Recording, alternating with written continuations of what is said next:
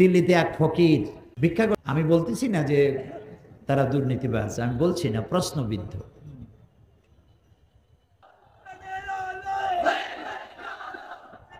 অন্ধকার এইটা সম্পর্কে মুখ খুলতে সাহস পায় নাই। এটা যেটা মানুষের, ওরা যাতে মাতাল হলো তাহলে ঠিক আছে, কারণ এইটা যদি বলে যেটা মানুষের তৈরি, তো মানুষের তো পাড়ায় ধরবে, বেটা তুই তো মানুষ বানা কোরআন শরীফ। আল্লাহ রাব্বুল আলামিন বলেন, ইন কুনতুম ফি রাইবিম মিম্মা নাযালনা আলা আবদিনা, আমার বান্দার পরে যে কিতাব আমি অবতীর্ণ করেছি যদি সন্দেহ হয় যেটা তার বানানো, ফাতু বিসূরাতিন মিন মিসলি, তাহলে কোরআন শরীফের সূরার মতো করে ছোট্ট, কোরআনের সর্বকনিষ্ঠ সূরা যেটি, এই সূরার মতো করে ছোট্ট একটা সূরা বানাও। এই চ্যালেঞ্জ কত বছর হলো? 1400 বছর পার হয়ে গেছে, আজও এইটার মোকাবেলা কেউ করতে পারে নাই, ভবিষ্যতে পারবে না। কিয়ামত পর্যন্ত কোরআন শরীফের মতো সূরা তো ভালো, এরকম একটি আয়াতও কেউ তৈরি করতে পারবে না। তাহলে বোঝা গেল যে কোরআনের এই যে চিরন্তন, এই কোরআন যে চিরন্তন, এই চিরন্তনতা এটাই কোরআনের মুজিজা, এবং এটা যে আল্লাহ, এটা সব থেকে বড় প্রমাণ। কিয়ামত পর্যন্ত এইটার সমকক্ষ কোনো কিতাব আসে নাই, আসবেও না। এখন এই কিতাবকে আল্লাহ রাব্বুল আলামিন পৃথিবীর মানুষের হেদায়েতের সর্বশেষ গ্রন্থ হিসেবে আল্লাহ তাআলা অবতীর্ণ করেছেন। কোরআন পড়ো, কোরআন বোঝো। আমি যখন বিদেশে যাই, বাইরে যখন প্রোগ্রাম হয়, আমি তখন সেখানে বলি যে আপনারা যারা সেখানে, তো মুসলমান থাকে, ইহুদি থাকে, খ্রিস্টান থাকে, বৌদ্ধ থাকে, হিন্দু থাকে, বিভিন্ন জাতির লোকেরা থাকে। তা আমি বলি কোরআনে কারীমকে আপনাদের মুসলমান হওয়ার দরকার নাই, মুসলমান হওয়ার জন্য কাউকে দাওয়াত দেই না, কারণ আমি আমার নিজের ঘরই তো সামলাইতে পারতেছি না। যারা মুসলমান আছে দাবি করে, তারাই তো পরিপূর্ণ মুসলমান হওয়ার জন্য যেসব কোয়ালিটি দরকার সেই কোয়ালিটি নাই। কাজে আরো বাইরের থেকে বোঝা বাড়ায় লাভ কি? কাজে আপনাদের মুসলমান হওয়ার প্রয়োজন নাই, হইলে সেটা আপনারা হন, সেটা ভিন্ন কথা, কিন্তু আমি বলি না যে মুসলমান আপনাদের হওয়া লাগবে। আমি এই কথা বলি, আপনারা যদি মুসলমান নাও হন, শুধু যদি কোরআন শরীফের আইনগুলি মেনে চলেন, তাহলে দুনিয়ায় শান্তির গ্যারান্টি পাবেন, পরকালের গ্যারান্টি আমার কাছে নেই। ওইটা আল্লাহ কি করবেন আমি জানি না, কিন্তু দুনিয়ার শান্তি যে পাবেন এই গ্যারান্টি দেওয়া যায়, কোনো সন্দেহ নাই, যদি কোরআনের আইন মানেন। মুসলমান হওয়ার প্রয়োজন নাই, শুধু আইন মানেন। তারা প্রমাণ চাইল, দুই একটা প্রমাণ দেন। আমি বললাম 3টা প্রমাণ দেন। তারা শুনতে চাইল, আমি প্রমাণ দিলাম। 1 নম্বর বললাম সুদ। সুদ এটি হচ্ছে মারাত্মক একটি হাতিয়ার, পুঁজিবাদী শোষণের জঘন্যতম হাতিয়ার। এটি হচ্ছে গরিবদের কাছ থেকে নেও আর ধনীদেরকে দাও। এই সুদভিত্তিক অর্থনীতি যেসব দেশে চালু আছে, সমস্ত দেশগুলি গরিবরা শোষিত হয়, চাই সে গরিব মুসলমান হোক, হিন্দু হোক, খ্রিস্টান হোক, বৌদ্ধ হোক। আর আল্লাহ তাআলা এই সুদের ব্যাপারে কি বলেছেন? ওয়া হাল্লাল্লাহুল বায়আ ওয়া হাররামার রিবা। আমি সুদকে করেছি হারাম আর ব্যবসাকে করেছি হালাল। আর সুদের অপকারিতা বর্ণনা করে আল্লাহ তাআলা বলেছেন, ফাইন লাম তাফআলু ফাযানু বিহারবিন মিনাল্লাহি ওয়া রাসূলিহি। সুদ হচ্ছে এত বড় মারাত্মক অপরাধ, এই অপরাধ থেকে যদি বিরত না থাকো, তাহলে আল্লাহ এবং রাসূলের পক্ষ থেকে তোমাদের বিরুদ্ধে যুদ্ধের ঘোষণা রইল। নাউজুবিল্লাহ। বলুন, নবী করিম সাল্লাল্লাহু আলাইহি সাল্লাম বলেছেন সুদের মধ্যে 70টি গুনাহ। কয়টা গুনাহ? তার ছোট্ট গুনাহ হলো নিজের গর্ভধারিণী মাকে নিকাহ করা। নাউজুবিল্লাহি মিন যালিক।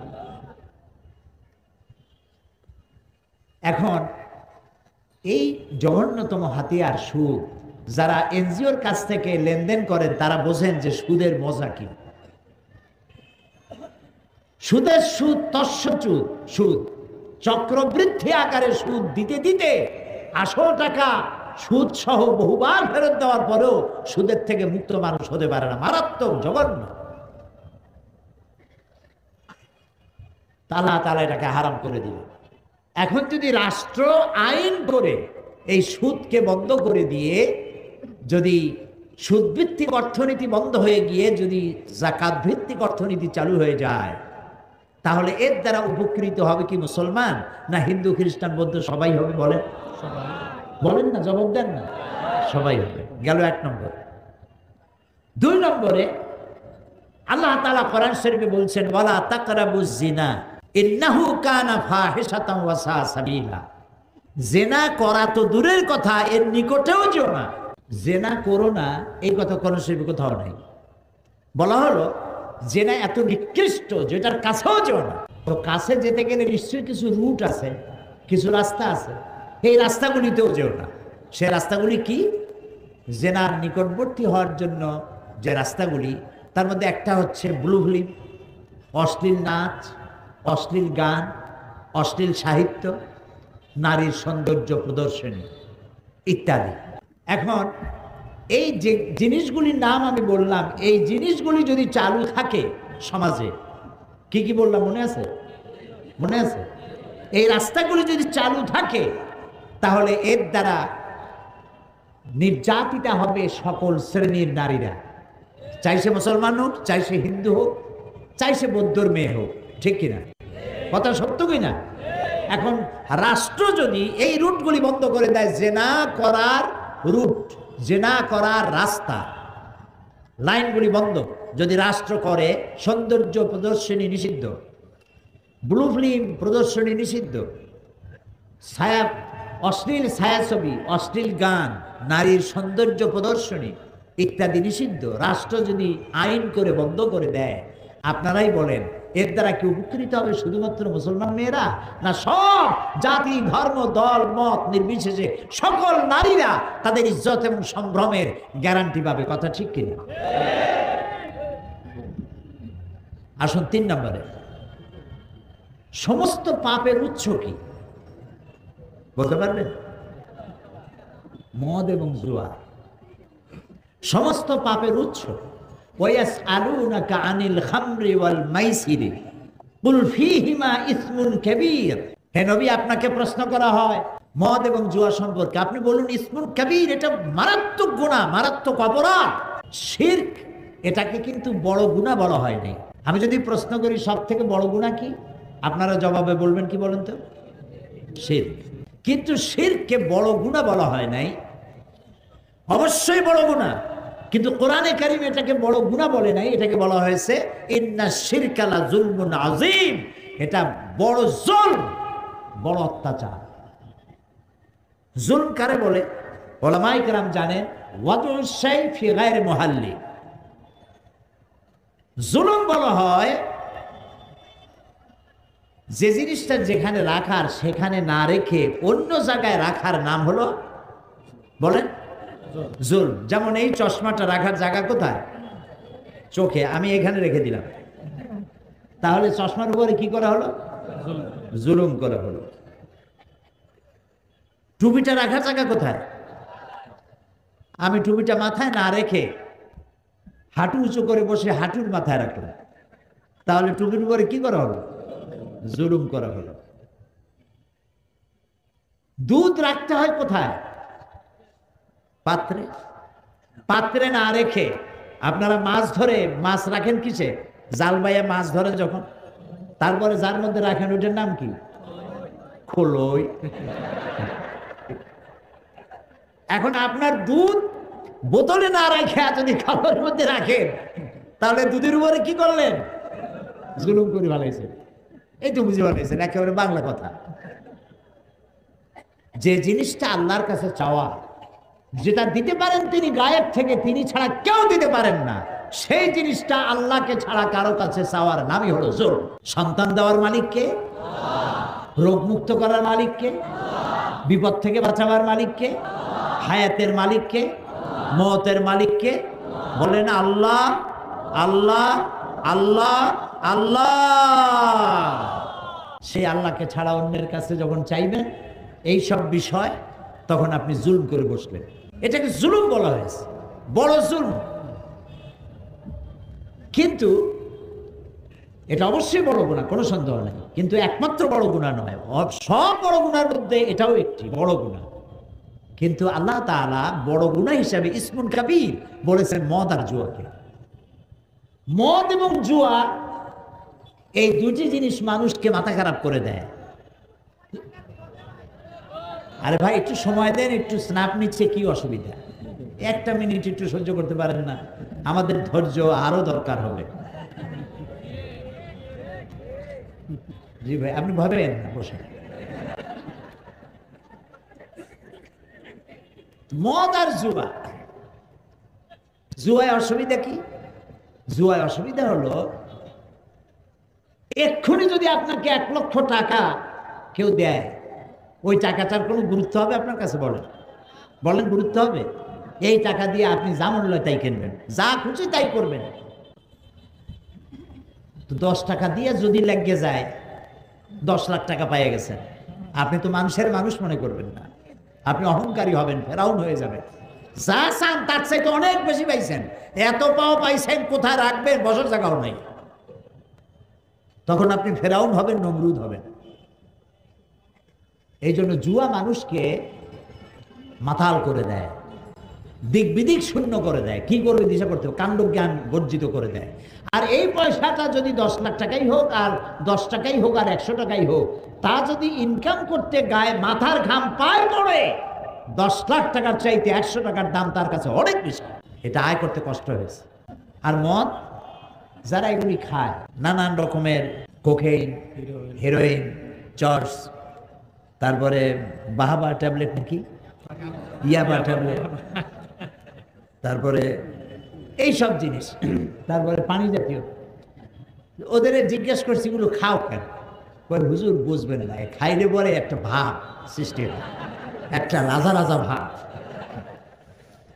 এই যে রাজা রাজা ভাব, এই ভাবটায় তার জ্ঞানটাকে, তার কাণ্ডজ্ঞান, তার কমন সেন্সকে বিলুপ্ত করে দেয়। আর কমন সেন্স যখন বিলুপ্ত হয়, তখন সে মানুষ হত্যা করতে পারে, জেনা করতে পারে, ডাকাতি করতে পারে, বোমা মারতে পারে, সব পারে। আল্লাহ তাআলা বলেছেন কুল ফীহিমা ইসমুন কাবীর, মারাত্মক গুনাহ। এখন মদ আর জুয়া যদি বন্ধ করে দেওয়া হয়, রাষ্ট্র যদি বলে আমার দেশে মদ জুয়া চলবে না, বন্ধ করে দিলাম, এর উৎপাদন, বিপণন এবং সেবন সম্পূর্ণ নিষিদ্ধ, এটা যদি রাষ্ট্র করে দেয়, তাহলে মদ্য আর জুয়ারিদের যন্ত্রণা থেকে শুধু মুসলমানেরাই হেফাজত পাবে নাকি? হিন্দু, খ্রিস্টান, বৌদ্ধ, জাতি, ধর্ম, দলমত নির্বিশেষে সকলের জন্য কল্যাণ হবে না? আমি সেখানে বললাম এই 3টা উদাহরণ যথেষ্ট, আরো বহুত আছে, দিলাম না। এই 3টা উদাহরণ যথেষ্ট।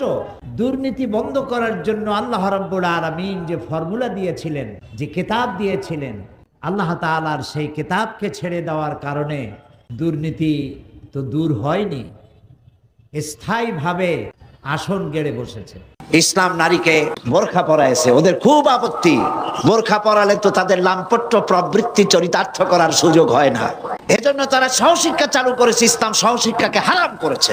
নারীর জন্য, নারী পুরুষ একসাথে লেখাপড়া করবে না, মেয়েদের জন্য আলাদা মেডিকেল কলেজ করো, এত কিছু বানাইতে পারো মেয়েদের জন্য আলাদা, প্রত্যেক শহরে, প্রত্যেকটা ডিস্ট্রিক্ট টাউনে একটা মেডিকেল কলেজ করো, মহিলাদের জন্য আলাদা, মহিলাদের জন্য আলাদা ইউনিভার্সিটি করো, মহিলাদের জন্য আলাদা মাদ্রাসা করো, মহিলাদের জন্য আলাদা হসপিটাল করো, তাদের পর্দা রক্ষা হবে, ডাক্তার বেশি করে হবে। মহিলাদের জন্য এমন বহু রোগ হয় মেয়েদের, যা পুরুষ ডাক্তারদের কাছে বলা তাদের জন্য অত্যন্ত লজ্জাকর। বহু মেয়ে লোক তো এমন আছে, রোগ সহ্য করতে করতে মরে যায়, তবু ডাক্তারের কাছে, পুরুষ ডাক্তারের কাছে বলে না। এজন্য মহিলা ডাক্তার বেশি প্রয়োজন। আমার দেশের টোটাল পপুলেশন এর অর্ধেক হচ্ছে নারী। যে পরিমাণ নারী, সেই পরিমাণ মহিলা ডাক্তার কি প্রয়োজন অনুসারে আছে? নাই। ন্যূনতম 1 লাখে একজন মহিলা ডাক্তার নাই, 10 লাখেও একজন মহিলা ডাক্তার হবে না। সেই মহিলা ডাক্তার বানাবার পরিকল্পনা নাই, কারণ ওরা পর্দায় বিশ্বাস করে না। একটা মেয়ে লোক যখন ডেলিভারি করবে, ডেলিভারির জন্য স্বাভাবিকভাবে যখন হয় না, তখন যদি পুরুষ ডাক্তারের কাছে ডেলিভারির জন্য যাওয়া লাগে তার তো মৃত্যুর সমান হয়ে যায়, ঠিক কিনা? এরপরেও মেয়েকে যেতে হয়। যদি মহিলা ডাক্তার না থাকে, যান বাঁচানো ফরজ, তাহলে সরকারের যদি হুঁশ থাকতো আজে বাজে জায়গায় কোনো কাজে লাগবে না, শত সহস্র কোটি টাকা খরচ করা হচ্ছে, ঠিক কিনা? নারীদের নারী হয়ে ক্ষমতায় থেকে নারীর মর্যাদা তারা উপলব্ধি করতে পারলো না। মহিলাদের জন্য আলাদা মেডিকেল কলেজ করা হলো না, আলাদা বিশ্ববিদ্যালয় বানানো হলো না। এখন আবার মেয়েরা নিজেরাই বিপদের দিকে যাচ্ছে। সান্ধ্য আইন নাকি একটা রাত্রি আইন আছে বিশ্ববিদ্যালয়, সূর্যাস্ত আইন। এই সূর্যাস্ত আইন মেয়েরা নিজেরা বন্ধ করতে চাচ্ছে, তারা মিছিল করতেছে। এরা কি সূর্যাস্ত আইন নাকি বাতিল করে দিছে। দেখেন অবস্থাটা কি। সূর্যাস্ত আইনটা কেন হয়েছিল? মেয়েরা সন্ধ্যার পরে যেন আর হলগুলি থেকে বাইরে না যায়। হলগুলি থেকে বাইরে গেলেই সামনেই তো সোহরাওয়ার্দী উদ্যান, প্রেম কানন, ওইখানে গাছের তলায় বসিয়া ছেলে আর মেয়ে বাকবাকুম করতে থাকে। নাউযুবিল্লাহি মিন যালিক। সূর্যাস্ত আইনটা ছিল বলে অন্তত রাতের বেলায় কিছুটা নিরাপত্তা থাকতো। এখন সে আইনও তারা তুলে ফেললো। এখন মনে হচ্ছে যেন একটা বাঁধন না, এখন বাঁধন হারা হইয়া সবগুলি বাঁধন হয়ে যাচ্ছে।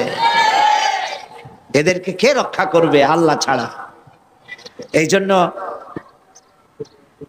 দুশ্চরিত্রের কথায় নিজেদেরকে বিভ্রান্ত করবেন না। নারীর পর্দা করা ইসলাম ফরজ করেছে।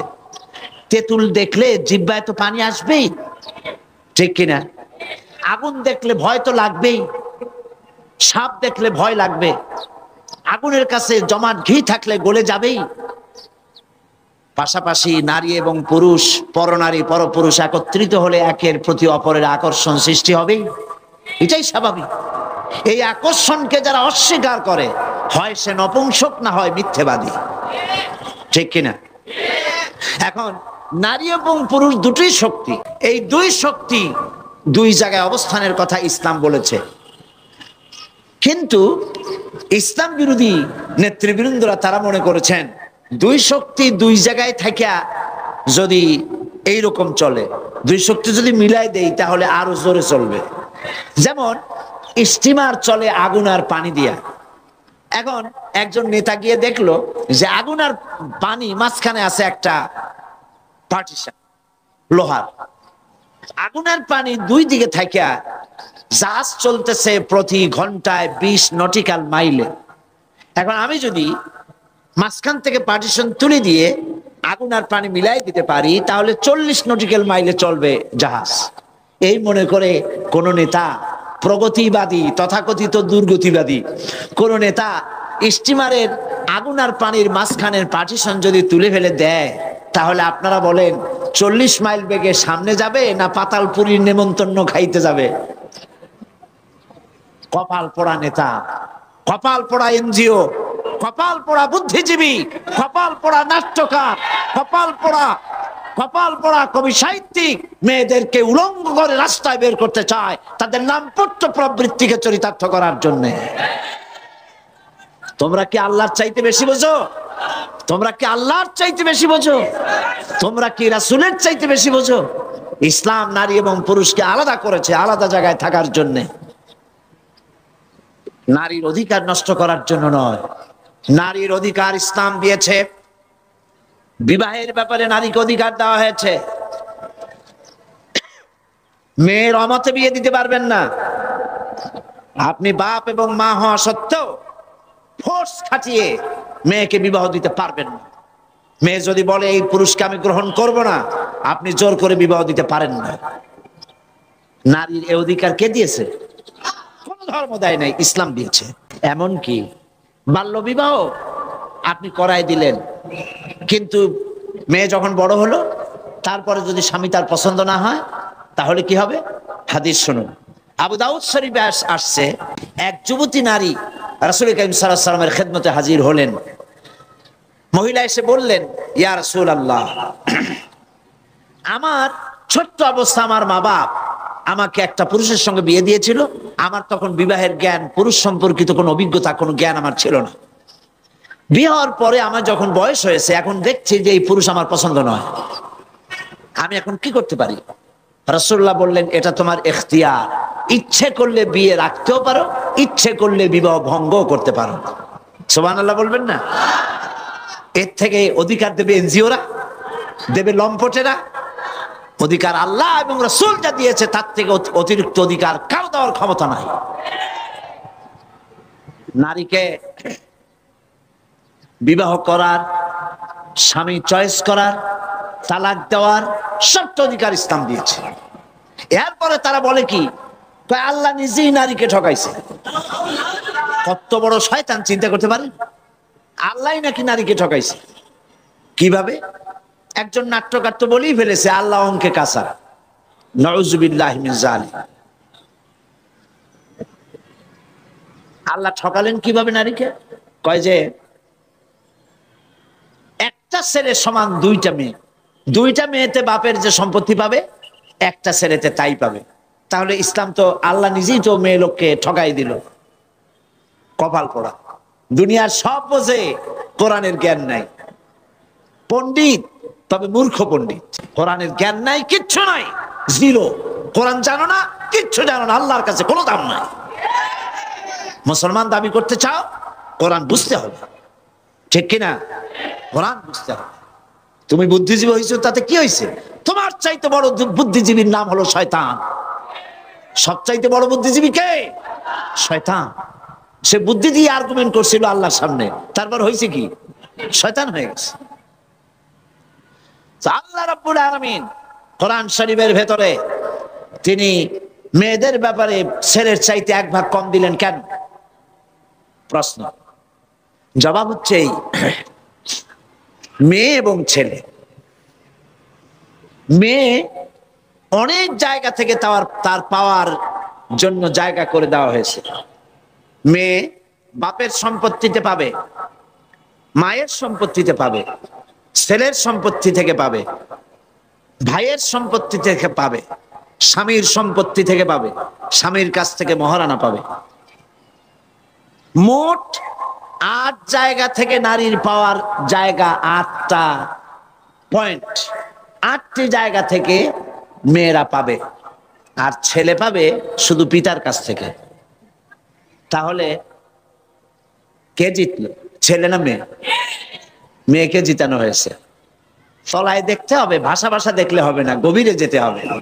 তো বাপের সম্পত্তিতে একটুখানি কম মেয়েকে দেওয়া হলো কেন? তা দেওয়া হয়েছে এই কারণে যে সমস্ত খরচ তো ছেলেরই হয়, পুরুষেরই সব খরচা।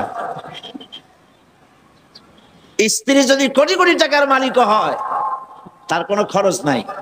খরচ কার? ছেলের, স্বামীর খরচ। সমস্ত খরচই হচ্ছে ছেলে, মেয়ের কোনো খরচ নাই। এরপরে দেখুন, যদি সমান ভাগ করে দেওয়া হতো, তাহলে স্ত্রী স্বামী এই সম্পত্তিটা বিক্রি করে চলে যেত, তাহলে বাপের বাড়ি আর কিছু নাই। এখন যদি এই স্ত্রী তালাকপ্রাপ্ত হয় অথবা বিধবা হয়, তাহলে দাঁড়াবে কোথায়? দাঁড়াবে আর কোনো জায়গা থাকবে না। এই জন্য ভাইকে একটা ভাগ আল্লাহ পাক বেশি দিয়ে দিলেন। তোমার এই বোনটা যদি তালাকপ্রাপ্ত হয় অথবা বিধবা হয়, তাহলে এর দায় দায়িত্ব তোমাকে বহন করতে হবে, যার জন্য একটু বেশি তোমারে দেওয়া হইল। আল্লাহর বিচারের চাইতে তুমি বেশি বোঝো?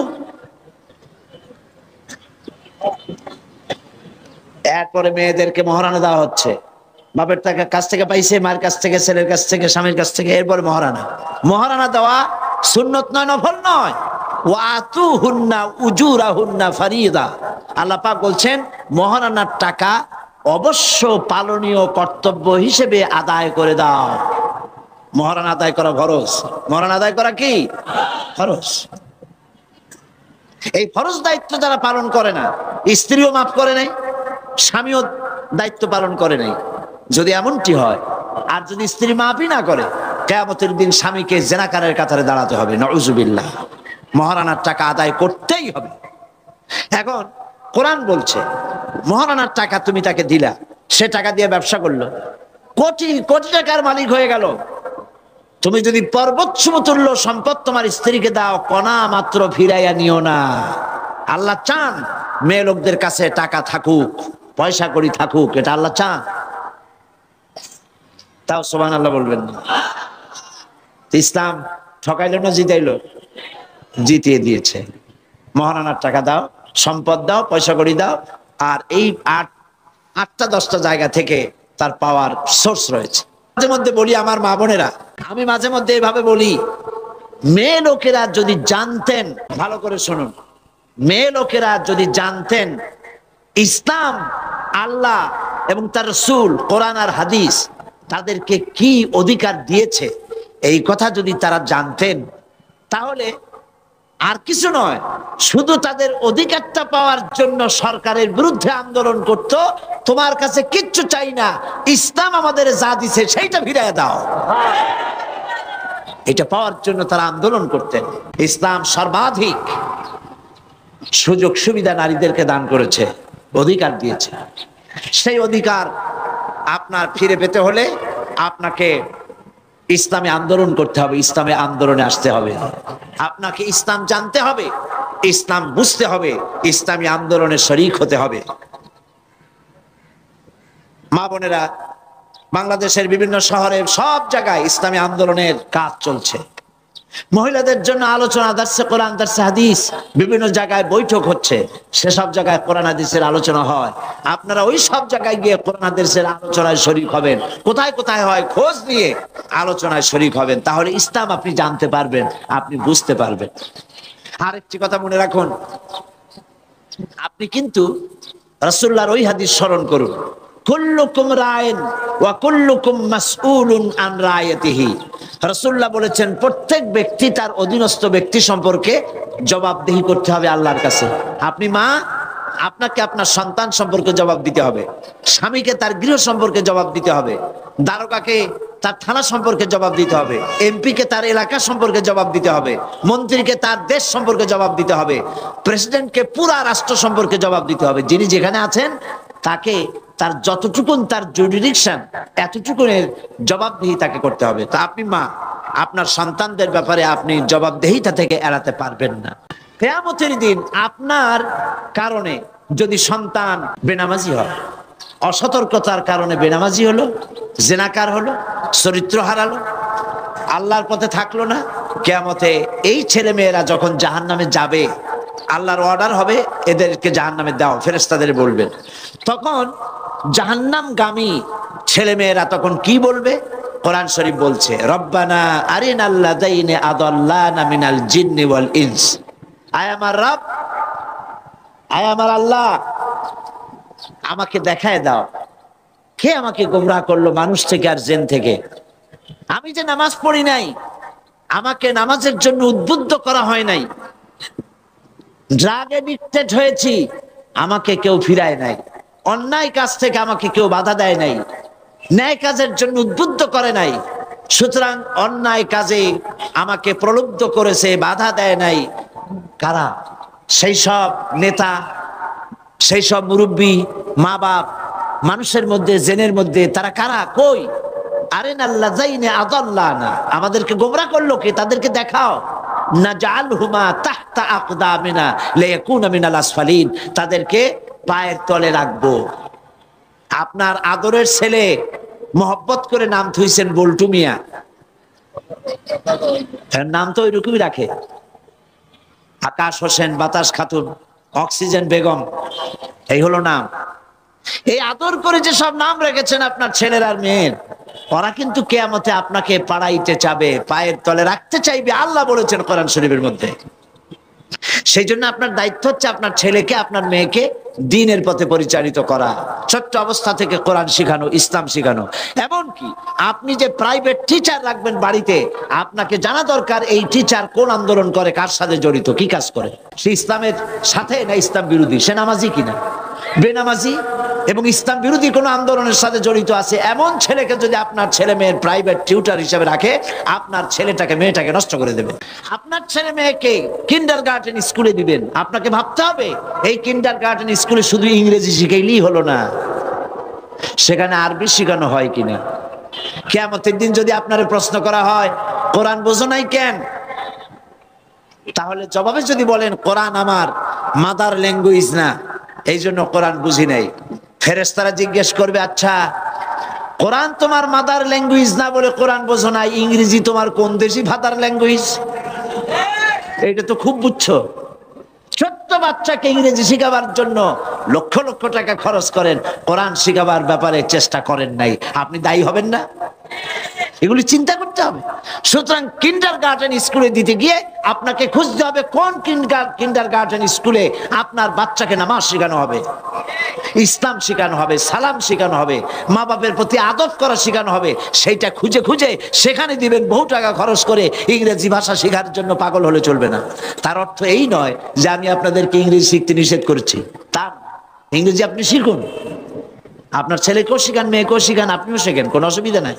ইন্টারন্যাশনাল ল্যাঙ্গুয়েজ ইংলিশ শিখতে হবে, কিন্তু তার অর্থ এই নয় যে আপনি কোরআন হাদিস বিবর্জিত হয়ে যাবেন, আল্লাহর দ্বীন শিখবার পথ আপনি রাখবেন না।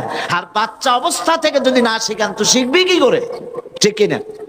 দেখেন, রবীন্দ্রনাথের গান শিখাবার জন্য, শ্যামা সঙ্গীত শিখাবার জন্য, সারেগামা পাদানিসা, বাবা নানা খালু মামা, এইসব সারেগামা শেখাবার জন্য মাস্টার রাখা হয় বাড়িতে।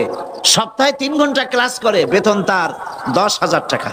আর কোরআন শরীফ শিখাইতে যিনি আসবেন, বেতন 500 টাকা। সপ্তাহে প্রত্যেক দিন আসতে হবে, 1 ঘন্টা করে পড়ায় যাবে, 500 টাকা বেতন, 6 মাসের বাকি। তো এতে তো কোরআন শেখা হবে না, শেখা হবে আনাকুম জানাকুম, কপাল পড়া। কি পড়া? কপাল পড়া। সেই জন্য মা বোনদের বলবো, সন্তানদেরকে ছোট্ট অবস্থা থেকে কোরআন শিখান, হাদিস শিখান, চরিত্র শিখান, দিন শিখান, ইমান শিখান। মেয়ে যখন একটু বড় হয়েছে, 4 বছর 5 বছর বয়স হয়ে গেছে, আর হাফ প্যান্ট পরাবেন না, ওকে সেলোয়ার পরান, কামিজ পরান। 6-7 বছর বয়স হয়েছে, 8 বছর বয়স হয়ে গেছে, চাদর পরান, শরম শিখান, মেয়েটা বাধ্যগত হবে। আর যদি 10-12 বছর, 13-14 বছর, 15-16 বছর বয়স হয়ে গেছে, জিন্সের প্যান্ট, গেঞ্জি আর শার্ট পরে রাস্তায় নামতেছে, মাথায় বব কাটিং দিয়ে, আপনি কথাও কর না, বেশি দূর যাওয়া লাগবে না, অল্প সময়ের মধ্যে মেয়ে আপনার বাঁধন হারা হয়ে বাঁধনের তালিকায় খাতায় নাম লেখাবে। এই জন্য কন্ট্রোল করার দায়িত্ব আপনার, ঠিক কিনা? আপনার দায়িত্ব, আপনি আপনার মেয়েকে কন্ট্রোল করুন। ছোট্ট অবস্থাতে করতে হবে। বাঁশের কঞ্চি হয়, এই কঞ্চিগুলি নরম থাকে, বাঁশের জন্ম অবস্থায় নরম থাকে, তখন যেমন খুশি তেমন ঘুরানো যায়। কিন্তু বাঁশ যখন বড় হয়ে যায়, যখন পেকে যায়, তখন তাকে আর বাঁকা করা যায় না। বাঁশ বাঁকা করতে গেলে ঠাস ঠাস করে গিরা ফাটিয়া আপনার সোয়াল শুদ্ধ উড়ায় ফেলবে। এই জন্য বাচ্চা অবস্থা থেকে তাকে কন্ট্রোল করেন। বড় হয়ে গেলে আর পারবেন না, ছেলে বলবে, মা বুড়ি মানুষ তুমি বুঝবা কি, এখন মডার্ন যুগ, পাঙ্কের যুগ। ছেলেরা এখন শুধু মেয়েরাই নাকে ফুল পরে না, ছেলেরাও নাকে ফুল পরা আরম্ভ করছে। নাকে ফুল, কানে ফুল, ঠোঁটের মধ্যেও রিং পরে। আমি ইউরোপে আমেরিকায় দেখছি ছেলেরা ঠোঁটে, জিহ্বায়, নাভিতে বড় বড় রিং পড়েছে, কানের মধ্যে, নাকের মধ্যে। মাথার চুল চতুর্দিক দিয়ে কামাইয়া মাথার উপরে তালপট্টির দ্বীপের মতো বানাইছে। আবার কেউ বা মাথার 2 দিক থেকে চুল কামাইয়া মাথার উপরে তাল পাতার মতো, মোরগের ঝুটির মতো করে তাতে আবার রং মাখছে। কেউ বা তার চুলের পিছনে ছোট ছোট করে ছেটে ওখানে বাড়ির টেলিফোন নম্বর, রোড নম্বর লিখে রাখছে। আমি বলছি, শয়তানে যদি এই দৃশ্য দেখে, শয়তান শুধু কানবে আর বলবে, আমি শয়তান হয়েছিলাম কি কাজে? এগুলি তো মারাত্মক শয়তান। পুরুষ চুলের অবস্থা দেখলে অস্থির হয়ে যেত, কি চুল! টিভি এবং ছবিতে এই সমস্ত জিনিস দিয়ে মানুষকে উৎসাহিত করা হচ্ছে। পুরুষ মানুষ মেয়ে লোকের মতো লম্বা লম্বা চুল রেখা মাথায় ঝাঁকুনি দিয়ে চিৎকাইতে হয়ে পড়তেছে, সব মাইকেল জ্যাকসন হতে চায়। হাসিব তামাশা। এই জন্য মা হিসেবে আপনার দায়িত্ব হচ্ছে আপনার সন্তানকে ভালো বানানো, ছেলে এবং মেয়েকে কন্ট্রোল করা, এই দায়িত্ব আপনার। আপনার স্বামীকে ভালো বানাবার দায়িত্ব আপনার। আপনি চেষ্টা করুন, চেষ্টা করলে কি না হয়, চেষ্টা করুন সন্তানকে ভালো বানাবার, তাহলে কিয়ামতের দিন আল্লাহর কাছে জাযা লাভ করতে পারবেন, পুরস্কৃত হবে। মা বোনেরা, দেশ আজ এক মহা সংকটকাল অতিক্রম করতে যাচ্ছে। এদেশে ইসলাম টিকে থাকবে কি থাকবে না তার এক প্রশ্ন এসে দাঁড়িয়েছে। এই কঠিন সময় মা বোনদের বিরাট ভূমিকা রয়েছে। সেই ভূমিকা আপনি বুঝুন, সেই ভূমিকা পালনের জন্য এগিয়ে আসুন। ইসলাম বোঝার জন্য সর্বপ্রথম আমি বলেছি, কোরআন শরীফ পড়ুন। কোরআন শরীফের তাফসীর এই দোকানগুলিতে পাওয়া যাবে। আপনারা যাওয়ার সময় কেউ খালি হাতে যাবেন না, দোকানগুলিতে যাবেন। আমি পুরুষদের বলে দেব, অনুরোধ করব, কোন পুরুষ আমি মোনাজাত করে দেওয়ার পর কোন পুরুষ যেন দোকানগুলিতে যাবেন না, ওখানে মা বোনেরা কেনাকাটা করতে যাবেন। আপনারা আপনাদের পছন্দ মতো বইপত্র কিনে নেবেন, তাফসীর কিনবেন।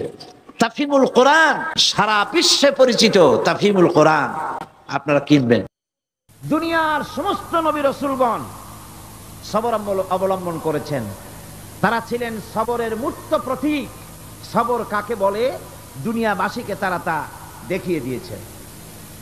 নিজ নিজ কওমের কাছ থেকে যখন কওমের কাছে নবীরা দাওয়াত দিয়েছেন, ইসলামের দ্বীনের দাওয়াত দিয়েছেন, তখনই সমাজপতিরা, রাষ্ট্রশক্তি তাদের উপরে, নবীদের উপরে ভেঙে পড়েছে, অত্যাচার করেছে। আল্লাহর পয়গম্বরেরা এই সমস্ত অত্যাচারের মোকাবেলায় চরম ধৈর্যের পরিচয় দিয়েছেন। কোরআনে কারিমে উল্লেখ করা হয়েছে অত্যাচারের মোকাবেলায় আম্বিয়ায়ে কেরাম যা বলেছেন সেটা হলো এই: ওয়ামা লানা আল্লা নাতাওয়াক্কালা আলাল্লাহি ওয়া ক্বাদ হাদানা সুবুলানা।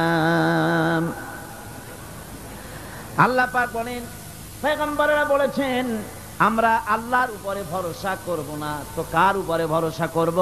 তিনিই তো আমাদেরকে সঠিক পথ দেখিয়েছেন, সঠিক রাস্তা আমাদের দেখিয়েছেন, সুতরাং তার উপরেই তো আমরা ভরসা করব।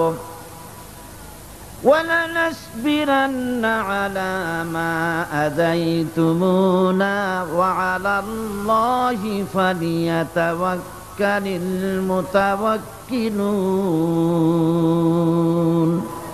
তোমরা আমাদের যে সব কষ্ট দাও, পীড়ন দাও, সেজন্য আমরা ধৈর্য অবলম্বন করব। তোমরা আমাদেরকে কষ্ট দিচ্ছ, আমরা ধৈর্য অবলম্বন করব আর ভরসা করব কেবলমাত্র তার উপরে যে আল্লাহ রাব্বুল আলামিন আমাদেরকে নবী করে পাঠিয়েছেন। সেই ভরসা করতে হলে সেই আল্লাহর উপরেই তো ভরসা করা উচিত। আমরা সেই আল্লাহর উপরে ভরসা করে আছি। তোমাদের যত খুশি আমাদের বিরুদ্ধে ষড়যন্ত্র করো, আমাদেরকে অত্যাচার করো। কোরআনে কারিমে হযরতে হুদ আলাইহিস সালামের ঘটনা আল্লাহ রাব্বুল আলামিন এভাবে এনেছেন। तमाम এলাকার মানুষ তার বিরুদ্ধে ক্ষিপ্ত হয়ে গিয়েছে। সমাজের লোক, রাষ্ট্রশক্তি হযরতে হুদ আলাইহিস সালামের উপর অত্যাচারের পাহাড় ভেঙে দিয়েছে। হযরতে হুদ আলাইহিস সালাম একা মানুষ, সমাজের রাষ্ট্রশক্তির এই দুর্বিসন্ধির ষড়যন্ত্রের চ্যালেঞ্জ তিনি গ্রহণ করলেন। আর তিনি বললেন, তিনি যেটা বললেন আল্লাহ পাক কোরআনে তা কোট করে দিলেন। দুনিয়ার সমস্ত ইসলামী আন্দোলনের কর্মীদের জন্য আল্লাহ পাক কোট করে দিলেন, সমস্ত মুমিনদের জন্য তা উল্লেখ করলেন। হুদ আলাইহিস সালাম তিনি জাতিকে বললেন, ফাকিদুনি জামিআন সুম্মা লা তুনদিরুন। তোমাদের যত ক্ষমতা আছে সমস্ত ক্ষমতা নিয়ে আমার বিরুদ্ধে তোমরা ষড়যন্ত্র করো, আর আমাকে এতটুকু অবকাশ দিও না। আমি সেই আল্লাহ রাব্বুল আলামিনের উপরে ভরসা করেছি, যার কুদরতি হাতের ভিতরে আমার জান, আর গোটা পৃথিবীর সমস্ত প্রাণীর জান যার কুদরতি হাতের মধ্যে। যার হাতের ভিতরে গোটা পৃথিবীর সমস্ত জান, সে আল্লাহর উপরে ভরসা করেছি। যা খুশি তোমরা আমার বিরুদ্ধে করতে পারো। সুবহানাল্লাহ ওয়া বিহামদিহি। এটার নাম হলো ঈমান, এটার নাম সবর, এটার নাম ধৈর্য। এই ধৈর্য আসে ঈমানে কামেল হলে পরে এবং আল্লাহর উপরে পরিপূর্ণ বিশ্বাস হলে পরে। যদি কারো দিনের মধ্যে কথা বিশ্বাস থাকে যে আমার জন্য আল্লাহর পক্ষ থেকে যদি কোনো বুলেট নির্ধারণ করা থাকে, গোটা বিশ্ব যদি আমাকে পাহারা লাগায়, ওই বুলেট থেকে আমাকে বাঁচাইতে পারবে না। আর আমার জন্য যদি একটা বুলেট আল্লাহ কর্তৃক নির্ধারিত থাকে, তাহলে গোটা পৃথিবীর মানুষ চেষ্টা করেও সেই বুলেট থেকে আমাকে রক্ষা করতে পারবে না। এটার নাম হচ্ছে ঈমান। এই ঈমান যখন মানুষের মধ্যে সৃষ্টি হয়ে যায়, তখন সে বিপ্লবী শক্তিতে পরিণত হয়ে যায়। তার কাছে ভয় বলে কোনো জিনিস থাকে না, যেহেতু সে তো ভরসা করেছে এমন শক্তির কাছে যার চাইতে প্রচন্ড ক্ষমতা আকাশেও কারো নাই, জমিনেও। তিনি কে? জোরে চিল্লায় বলেন, তিনি কে? আমার বন্ধুগণ, রাসূল করিম সাল্লাল্লাহু আলাইহি ওয়াসাল্লাম হিজরতের রাতে সূর পাহাড়ের গাড়ে সৌরের কাছে যখন চলে গেছেন, ফজরের রক্ত হয়ে হয়ে আসতেছে। হযরতে আবু বকর রাদিয়াল্লাহু তাআলা আনহু বলছেন, হে আল্লাহর রাসূল, এখন আর অগ্রসর হওয়া ঠিক হবে না, বেলা উঠে গেলে ধরা পড়ে যাব, এখানে গুহা আছে, ভিতরে প্রবেশ করি। হযরতে আবু বকর রাসূলের সম্মতি পেয়ে হযরত আবু বকর রাদিয়াল্লাহু তাআলা আনহু বলছেন, ইয়া রাসূলুল্লাহ, পাহাড়িয়া গুহা, সাপ বিচ্ছু থাকতে পারে, আমাকে অনুমতি দেন, আমি আগে ভিতরে ঢুকে সাফ করে আপনাকে ডাকি। ভিতরটা সাফ করে তিনি ডাকলেন। রাসূল করিম ভিতরে ঢুকে বলছেন, আবু বকর, পাহাড় বেয়ে বেয়ে বড্ড কষ্ট হয়েছে, একটু বসো, তোমার উরুর উপরে মাথা রেখে আমি একটু ঘুমাইয়া যাই। আল্লাহর নবী আরাম ফরমাচ্ছিলেন। সকালবেলায় কাফির বেঈমানেরা যখন আস্তে আস্তে করে গুহা মুখে পৌঁছে গেছে, পায়ের চিহ্ন এখানে শেষ, তাদের নিশ্চিত ধারণা এর ভিতরে নবীজি আছেন। বলছে, বেরিয়ে আসো। একজন বলে নাই, আর একজন বলে আছে, এভাবে তাদের মধ্যে দ্বিমত হয়ে গেল।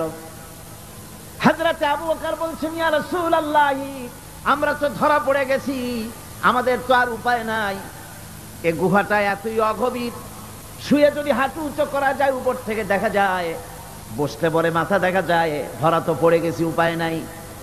আল্লাহর নবী তখন তার হাবিব, তার বন্ধুকে কি বললেন, বিশ্ববাসীর জন্য আল্লাহ পাক কোরআনে তা উঠায় দিলেন। নবীজি তার বন্ধুকে ডেকে বললেন, লা তাহজান ইন্নাল্লাহা মা'ানা, ও আমার সাথী, কোনো চিন্তা করো না, ভয় পেও না, শঙ্কিত হয়েও না, আমরা মাইনরিটি নই, আমরাই মেজরিটি, কারণ আল্লাহ রাব্বুল আলামিন আমাদের সাথে আছেন। সুবহানাল্লাহ। এই চিন্তা, এই ধারণা যদি মানুষের মনের মধ্যে থাকে, তাহলে কখনোই তার মন দুর্বল হবে না, ঈমান দুর্বল হবে না, ভরসা করতে হবে আল্লাহর উপরে। আর বিপদ যত বড় পাহাড় সমান হয়ে আসুক, ধৈর্য অবলম্বন করতে হবে। ধৈর্য হচ্ছে মুমিনের সবচাইতে বড় গুণ। মুমিনের সবচাইতে বড় কোয়ালিটি কি? আমার বন্ধুগণ, কোরআনে কারিমে আল্লাহ রাব্বুল আলামিন গোটা বিশ্বের সমস্ত মুসলমানদের জন্য কোরআনে কারিমে আম্বিয়া আলাইহিস সালাম তাদের সবরের দৃষ্টান্তগুলি আল্লাহ নিজে তুলে ধরেছেন, আমাদের ইবরতের জন্য, আমাদের শিখাবার জন্য, আমাদের সবক দেওয়ার জন্য। কোরআনে কারিম হযরত আইয়ুব আলাইহিস সালামের সবরের ঘটনা কোরআনে কারিম তুলে ধরেছে। হযরত আইয়ুব 18টি বছর পর্যন্ত রোগের মধ্যে পড়ে আছেন। এত অসুখ করেছে, এত রোগ, শরীর পচে গিয়েছে, গায়ে পোকা ধরেছে, দুর্গন্ধ হয়ে গিয়েছে, বিবিরা চলে গিয়েছে, ছেলে মেয়ে পাড়ার লোকেরা দূর দূর করে তাড়িয়ে দিয়েছে। এবার জঙ্গলের ভিতরে গিয়ে আশ্রয় নিয়েছেন। এমন অবস্থা হয়েছে, শরীর পচে পচে জিহ্বায় যখন পোকা ধরা শুরু করে দিল, হযরত আইয়ুব আলাইহিস সালাম তখন আল্লাহ রাব্বুল আলামিনের দরবারে এই প্রথমবারের মতো তিনি বললেন, রব্বুল আলামিন, আয় আল্লাহ তাআলা, সমস্ত শরীর জরা জরা হয়ে গিয়েছে, গায়ে পোকা ধরেছে, আমি কোনো কথা বলি নাই, আমি খামোশ থেকে জিকির আজগার করতেছিলাম।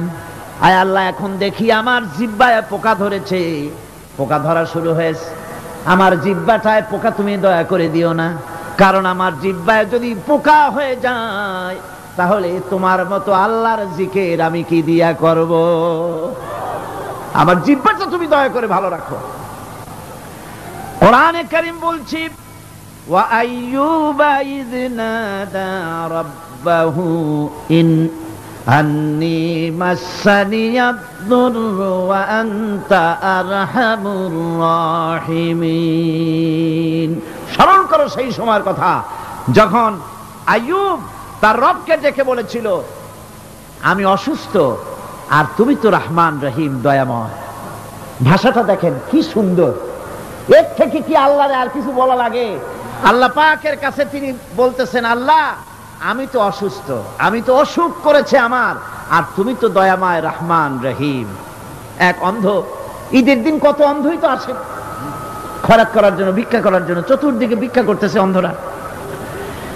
এক অন্ধ ঈদের গেটের কাছে দাঁড়ায় বলতেছে, ভাইরা আজ হচ্ছে ঈদের দিন আর আমি কিছু দেখতে পাচ্ছি না। এ বেশি পয়সা পাইল, মানুষের দিন তার প্রতি আকৃষ্ট হয়ে গেছে। আরে কি কথা, আজ ঈদের দিন, সকলে আনন্দ করছে আর আমি কিছুই দেখতে পাচ্ছি না। সে কিন্তু কিছু চায় নাই। ভাষার ভিতরে, কথা বলার ভিতরে এ ধরনের টেকনিক আছে। হযরত আইয়ুব আলাইহিস সালাম বললেন না যে আল্লাহ আমারে মাফ করে দাও, কষ্টের মধ্যে আছি। তিনি শুধু বলেছেন, রব্বুল আলামিন, আমি অসুস্থ হয়ে পড়েছি, আমার অসুখ করেছে, আর তোমার নাম রহমান রহিম। এতটুকু কথা বলেছেন। আল্লাহ রাব্বুল আলামিনের দরজায়, তার দরবারে আইয়ুব আলাইহিস সালামের ডাক চলে গেছে। যায় নাই? কোন অসুবিধা আছে নাকি? কোন অসুবিধা নাই। পানির তলা দিয়া যদি কেউ ডাক দেয়, পাহাড়ের ভিতরে বসে যদি কেউ ডাক দেয়, আল্লাহ রাব্বুল আলামিন তা শুনতে পান। ইউনূস আলাইহিস সালাম মাছের পেটে বসে চিৎকার মেরেছিলেন, লা ইলাহা ইল্লা আনতা সুবহানাকা ইন্নী কুনতু মিনাজ জালিমিন। তিনি বলছিলেন, আয় আল্লাহ তাআলা, আমি তোমার প্রশংসা করছি, তুমি ছাড়া উপাস্য নাই, মাবুদ নাই। আমি তোমার পবিত্রতা ঘোষণা করছি, আমি তো জালিমদের অন্তর্ভুক্ত হয়ে গেছি। বাস এতটুকুন কথাই বলেছেন। আল্লাহ পাক বলছেন, ইউনূসের ডাক তো কেউ শোনে নাই, পানির মধ্যে কেউ শোনে নাই, জমিনের কেউ শোনে নাই, মহাশূন্যের কেউ শোনে নাই, কিন্তু মাছের পেটের ভেতরে থেকে, গভীর অতল দরিয়ার তলদেশ থেকে মাছের পেটের ভিতরে বসে আমার ইউনূস যে ডাক দিল, ওই ডাক আমি আরশের মালিক আমি শুনতে পেয়েছি, আর সঙ্গে সঙ্গে জবাব দিয়েছি। ফাস্তাজাবনা লাহু ওয়া নাজ্জাইনাহু মিনাল গাম্মি ওয়া কাযালিকা নুজিল মুমিনিন। ডাকের সাড়া দিলাম, বিপদ দিয়া বাঁচায় দিলাম।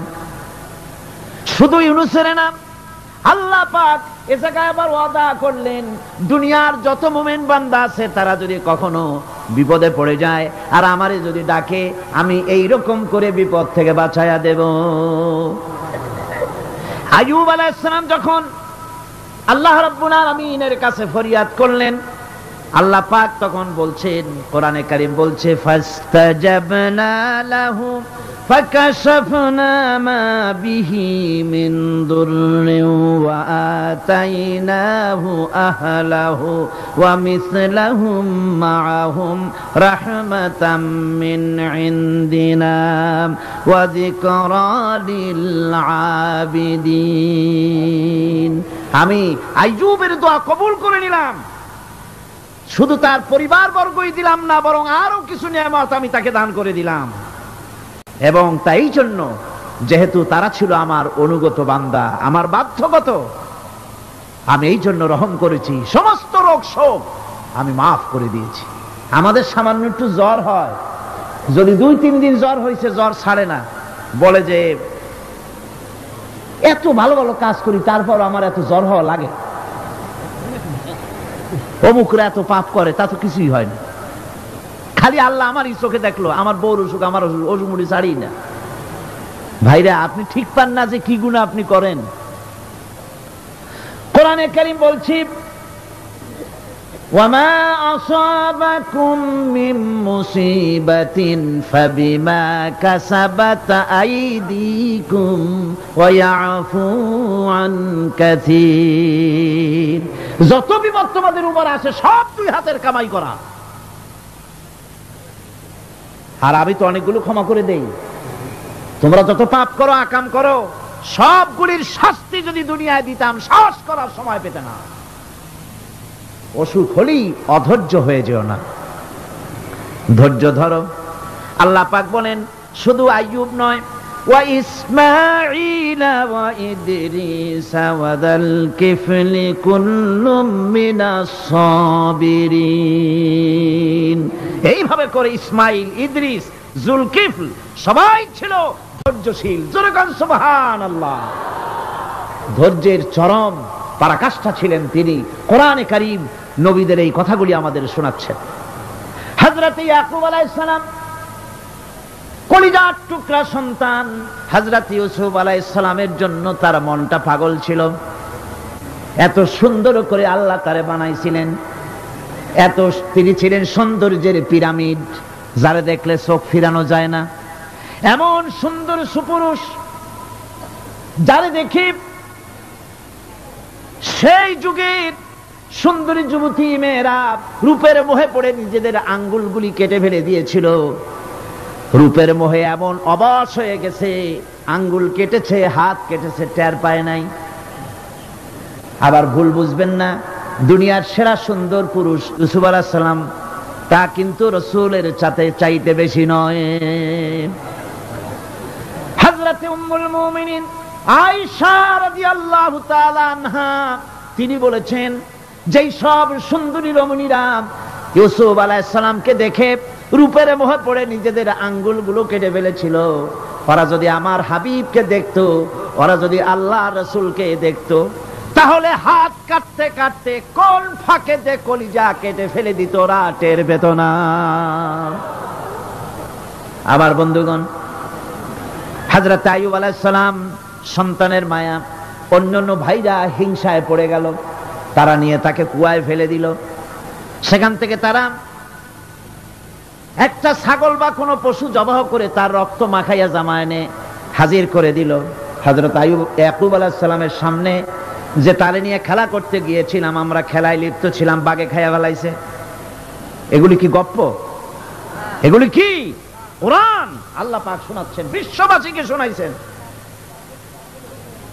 সূরা ইউসুফের চাইতে এত সুন্দর উপাখ্যান গোটা পৃথিবীতে আর নাই। সুবহানাল্লাহ। অনেকে ইউসুফ জুলাইখার কেসা খুব মজা করে পড়ে, ফুর্তি করে, প্রেমের গল্প পড়ে। এটা কোনো প্রেমের গল্প নয়। ইউসুফ আলাইহিস সালাম, জুলাইখা ইউসুফ আলাইহিস সালামের জন্য কাঁদতে কাঁদতে চোখ কানা হয়ে গেছে। এরপর ইউসুফ আলাইহিস সালাম জুলাইখারে পাওয়ার জন্য পাগল হয়ে গেছে। নাউজুবিল্লাহ, এটা হয়নি কখনো। তিনি আল্লাহর পয়গম্বর। আর আল্লাহ কেমনে তারে বাঁচিয়েছেন?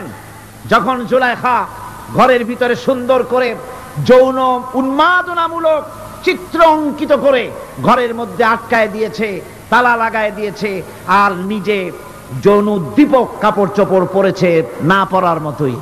সে যুগের সুন্দরী মেয়ে জুলাইখা। তার কুপ্রবৃত্তিকে চরিতার্থ করার জন্য আহ্বান করা হয়েছে। হযরত ইউসুফ আলাইহিস সালাম লক্ষ্য করে দেখলেন এমন জায়গা, এখান থেকে পালাবার তো পথ নাই, দরজা বন্ধ করে দিয়েছে। তিনি শুধু তখন কেবলমাত্র আল্লাহ রব্বুল আলামিনকে ভয় করলেন। আল্লাহকে ভয় করে আল্লাহর নাম নিয়ে যখন তালাবদ্ধ দরজার দিকে দৌড় দিয়েছেন, আল্লাহ রব্বুল আলামিন আপন কুদরতে তালাগুলি খুলে দরজা তার জন্য উন্মুক্ত করে দিলেন।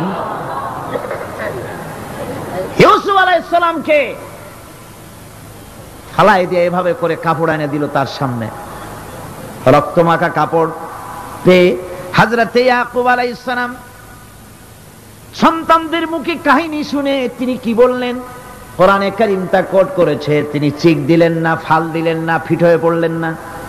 তিনি বললেন, কলিজার টুকরা সন্তান, তার মরার খবর শুনেছেন। তিনি বললেন কি? ফাসাবরুন জামিলুন ওয়াল্লাহুল মুস্তাআনু আলা মা তাসিফুন।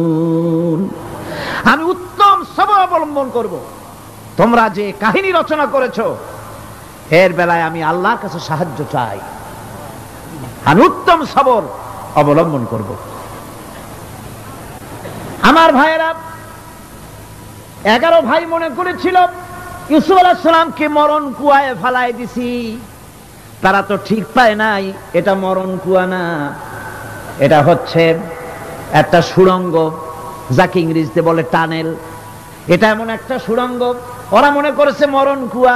কিন্তু আল্লাহ রাব্বুল আলামিন এই কুয়াতে এমন বানালেন, ওরা একদিকে ফালাই দিল মরণ কুয়ায়, এই কুয়ার আর এক মুখ দিয়া আল্লাহ রাব্বুল আলামিন ইউসুফ আলাইহিস সালামকে নিয়ে মিশরের সিংহাসনে বসায়া দিলেন। এটা মরণ কুয়া নয়, এটা রাজ সিংহাসনে বসার সুড়ঙ্গ পথ। ইউসুফ আলাইহিস সালাম আজ প্রেসিডেন্ট। সুবহানাল্লাহ। প্রেসিডেন্ট হয়ে বসে আছেন, ওদিকে কেনানে অভাব লেগে গেছে, সেখানকার মানুষেরা সাহায্য নিতে এসেছে, ওই 11 ভাইও আসছে। হযরত ইউসুফ আলাইহিস সালাম দেখেই চিনে ফেলেছে, ওরা কিন্তু তখনও ঠিক পায় নাই। হযরত ইউসুফ আলাইহিস সালাম চিনে ফেলেছেন, এখন কি করা উচিত? সবগুলাকে ঠ্যাং উপরের দিকে উঠাইয়া তারপরে সমানে ধোলাই দেওয়াই তো স্বাভাবিক ছিল, আমাদের মতো মানুষ হইলে, ঠিক কিনা? পিটাও,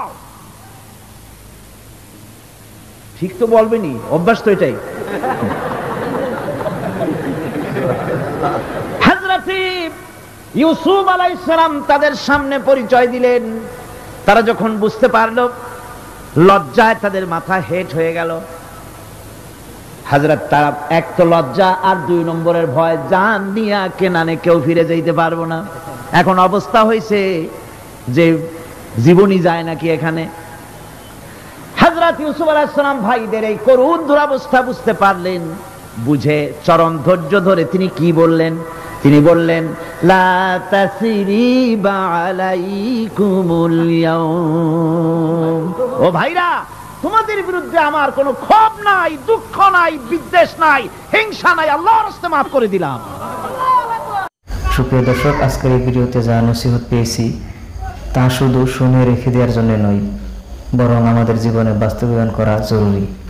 আল্লাহ আমাদের সবাইকে হক ও বাতিলের ফারাক বুঝতে তৌফিক দান করুন। সাইদি সাহেবের এই ভিডিওতে যা ইলম, যা বেদনা, তা যেন আমাদের অন্তরকে নরম করে দেয়। ভিডিওটি ভালো লাগলে একটি লাইক দিন, যেন অন্যরা উপকৃত হতে পারে। আর ভুলে যাবেন না, সত্যর পক্ষে থাকা কোনো অপরাধ নয়, বরং এটাই ইমানের দাবি। আল্লাহ হাফেজ। পরের ভিডিওতে আবার দেখা হবে ইনশাআল্লাহ।